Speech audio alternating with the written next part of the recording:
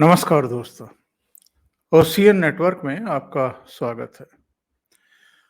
विनेश फोगाट, साक्षी मलिक और पूनिया तीनों गंभीर सवालों के घेरे में फंसते हुए दिखाई दे रहे हैं। और ऐसा मैं क्यों कह रहा हूं? क्योंकि विनेश फोगाट का एक वीडियो वायरल हो रहा है और ये 9 नवंबर 2018 का है। ध्यान से सुनिए, 9 नवंबर 2018। और ये जो यौन शोषण की घटना का काल बता रहे हैं, समय बता रहे हैं, वो 2015, 16 या 17 इनमें से किसी साल बता रहे हैं। 2018 में एक कार्यक्रम में विनेश फोगाट ने क्या कहा था, जरा मैं आपको एक ऑडियो सुनवाता हूं। आप जरा खुद सुनिए, उनसे क्या सवाल पूछा गया था और उन्होंने क्या जवाब दिया है। बहुत ध्यान से सुनिएगा। 2018, 9 नवंबर। इंडिया में अभी एक मूवमेंट चल रहा है, मी टू।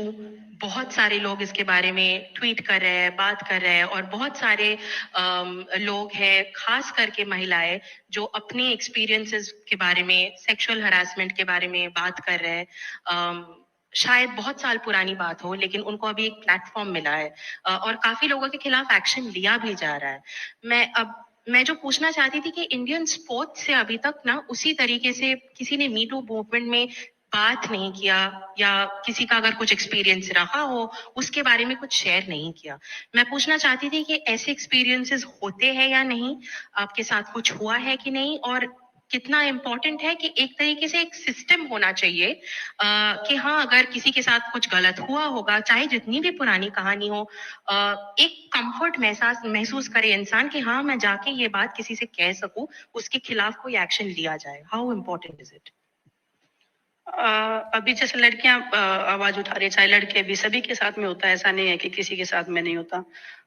लेकिन लोग बोल रहे हैं तो वो ये काफी हिम्मत की बात है, क्योंकि मैं एज ए लड़की मैं जानती हूँ कि जब हम कुछ गलत के खिलाफ आवाज उठाते हैं तो फैमिली वाले ही रोकते हैं कि मत कर ऐसे, या तेरी लाइफ ऐसे स्पॉइल हो जाएगी, या लोग ऐसे कर देंगे। बट बाय गॉड ग्रेस मेरे साथ ऐसा कभी हुआ नहीं है।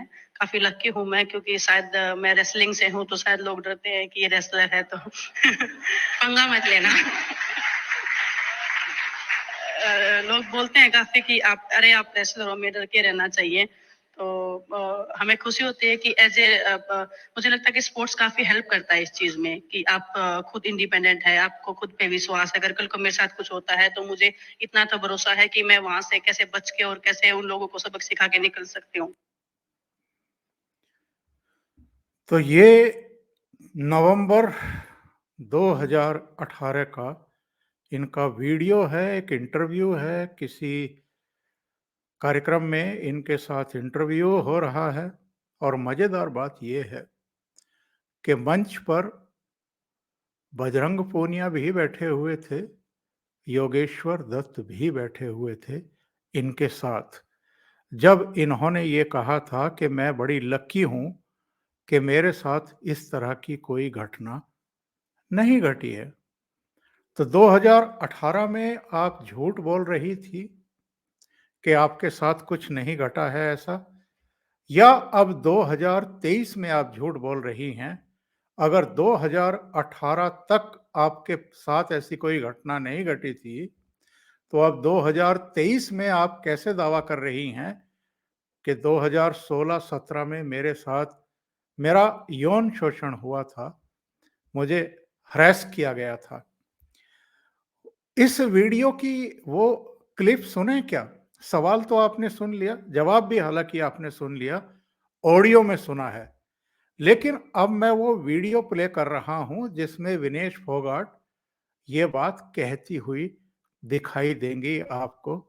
जरा देखिए और तारीख और सन भी देखिए। आवाज उठा रही है, चाहे लड़के भी, सभी के साथ में होता है। ऐसा नहीं है कि किसी के साथ में नहीं होता। लेकिन लोग बोल रहे हैं तो ये काफ़ी हिम्मत की बात है, क्योंकि मैं एज ए लड़की मैं जानती हूँ कि जब हम कुछ गलत के खिलाफ आवाज़ उठाते हैं तो फैमिली वाले ही रोकते हैं कि मत कर ऐसे, या तेरी लाइफ ऐसे स्पॉइल हो जाएगी, या लोग ऐसे कर देंगे। बट बाय गॉड ग्रेस मेरे साथ ऐसा कभी हुआ नहीं है। काफ़ी लक्की हूँ मैं, क्योंकि शायद मैं रेसलिंग से हूँ, तो शायद लोग डरते हैं कि ये रेसलर है तो पंगा मत लेना। लोग बोलते हैं काफ़ी कि आप आप रेसलर हो, में डर के रहना चाहिए।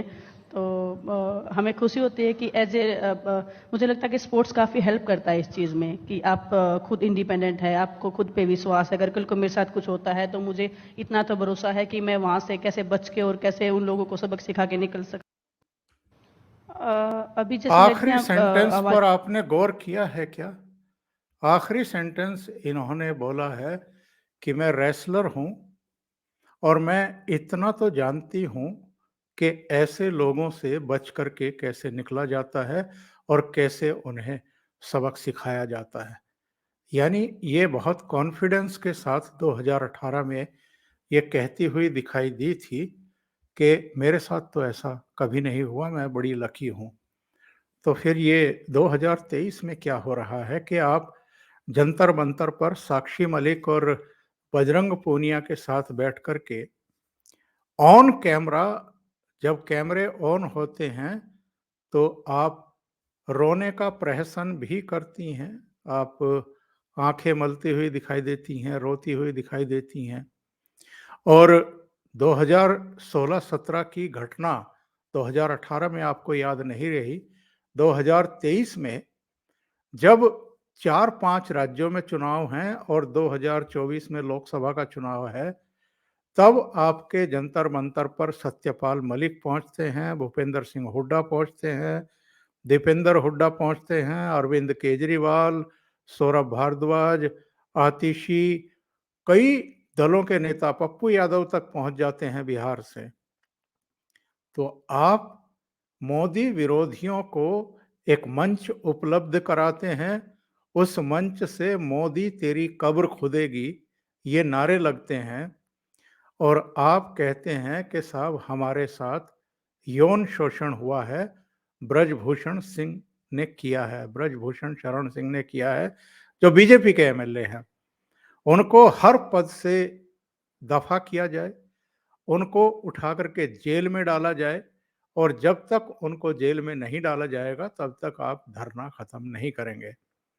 कुछ चित्र मैं आपको दिखाता हूं, इससे थोड़ा सा स्थिति और साफ हो जाएगी।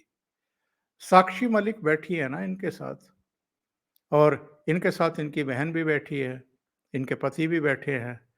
तो साक्षी मलिक का ब्रजभूषण शरण सिंह के साथ एक फोटो देखिए।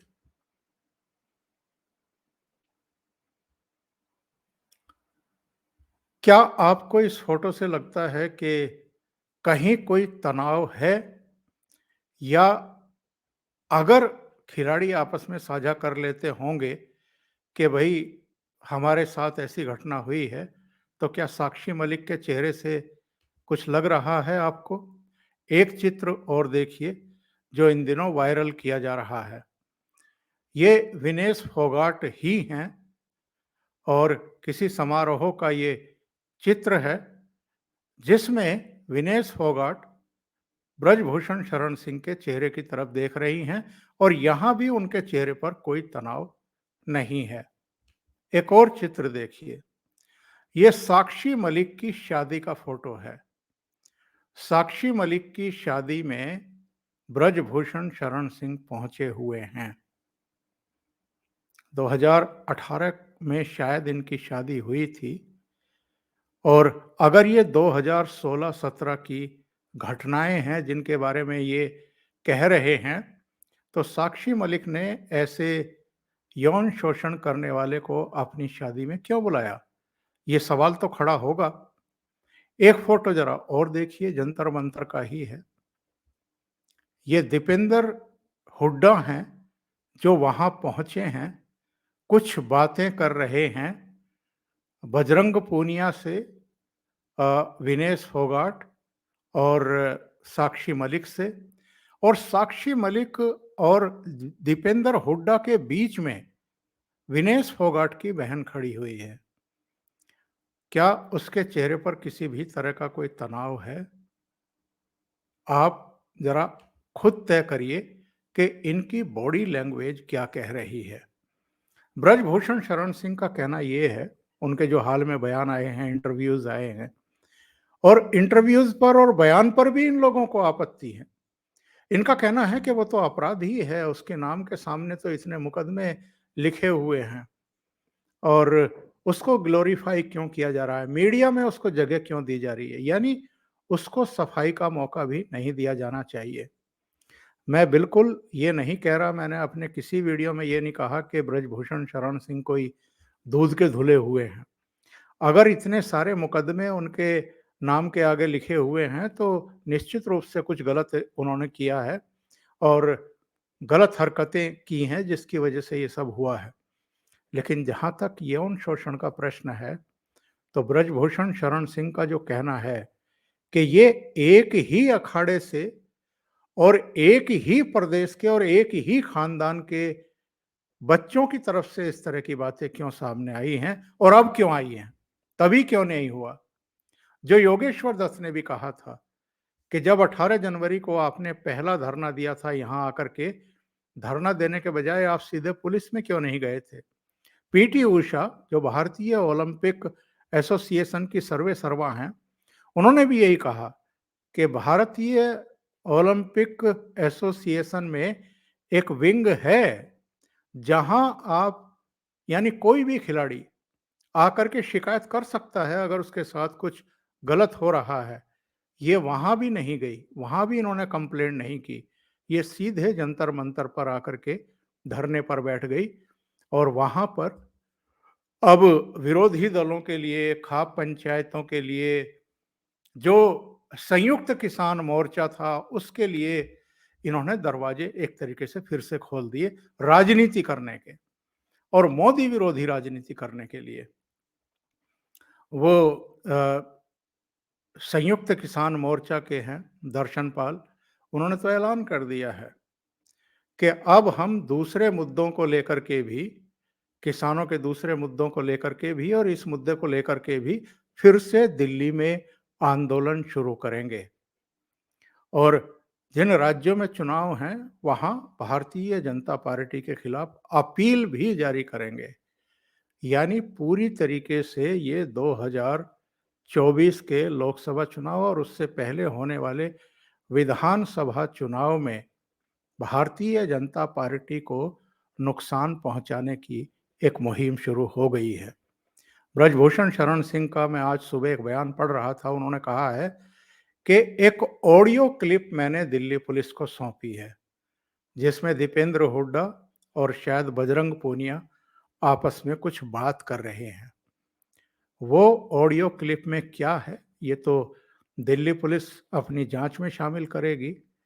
लेकिन ब्रजभूषण शरण सिंह ने जो सवाल खड़े किए हैं कि ये जो अखाड़ा है, इस अखाड़े के एक तरीके से सर्वे सर्वा या तो फोगाट फैमिली है या दीपेंद्र हुड्डा है और दीपेंद्र हुड्डा, भूपेंद्र हुड्डा 2024 की हरियाणा में होने वाले विधानसभा चुनाव की भी तैयारी कर रहे हैं और जो भारतीय कुश्ती महासंघ है, उस पर भी दीपेंद्र हुड्डा काबिज होना चाहते हैं।